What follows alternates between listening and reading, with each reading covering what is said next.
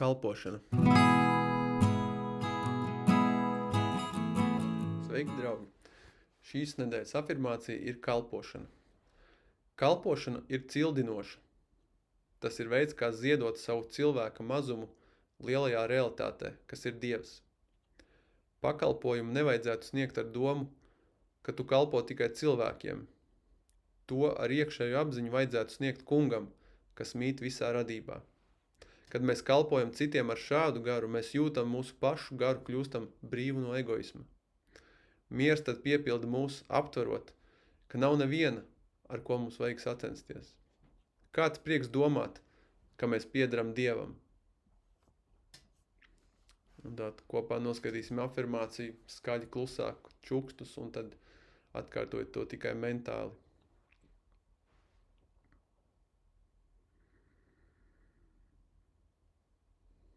Es kalpošu Dievam caur citiem, un kalpojot viņam, atbrīvošu tvērienu, ar ko ego mani tur.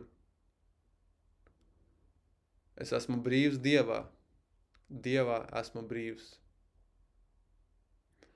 Es kalpošu Dievam caur citiem, un kalpojot viņam, atbrīvošu tvērienu, ar ko ego mani tur. Es esmu brīvs Dievā, Dievā esmu brīvs. Es kalpošu Dievam caur citiem, un kalpojot viņam, atbrīvošu tvērienu, ar ko ego mani tur. Es esmu brīvs Dievā, Dievā esmu brīvs. Es kalpošu Dievam caur citiem, un kalpojot viņam, atbrīvošu tvērienu, ar ko ego mani tur. Es esmu brīvs Dievā, Dievā esmu brīvs. Es kalpošu Dievam caur citiem, un kalpojot viņam, atbrīvošu tvērienu, ar ko ego mani tur. Es esmu brīvs Dievā, Dievā esmu brīvs. Es kalpošu Dievam caur citiem, un kalpojot viņam, atbrīvošu tvērienu, ar ko ego mani tur.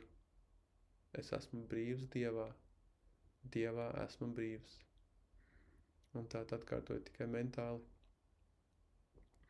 Es kalpošu Dievam caur citiem, un kalpojot viņam, atbrīvošu tvērienu, ar ko ego mani tur. Es esmu brīvs Dievā, Dievā esmu brīvs. Es kalpošu Dievam caur citiem, un kalpojot viņam, atbrīvošu tvērienu, ar ko ego mani tur. Es esmu brīvs Dievā, Dievā esmu brīvs. Es kalpošu Dievam caur citiem, un kalpojot viņam, atbrīvošu tvērienu, ar ko ego mani tur. Es esmu brīvs Dievā, Dievā esmu brīvs. Un tā atkārtojot punktā starp pozīcijām. Es kalpošu Dievam caur citiem, un kalpojot viņam, atbrīvošu tvērienu, ar ko ego mani tur. Es esmu brīvs Dievā, Dievā esmu brīvs.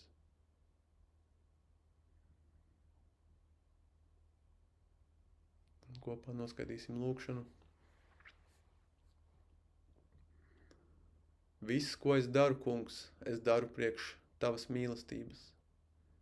Pieņem manas kalpošanas ziedus, kad es tos novietoju uz tavas visuresamības altāra.